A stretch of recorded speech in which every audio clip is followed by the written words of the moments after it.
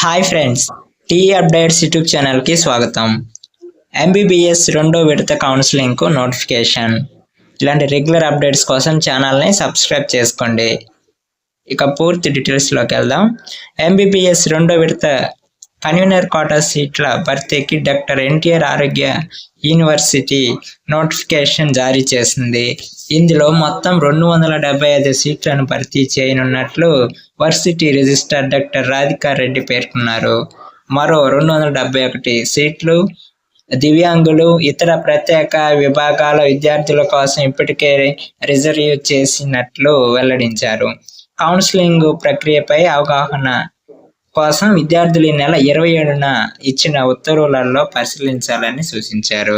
ఇలాంటి regular updates కోసం ఛానల్ని సబ్స్క్రైబ్ చేసుకోండి. Thank you for watching.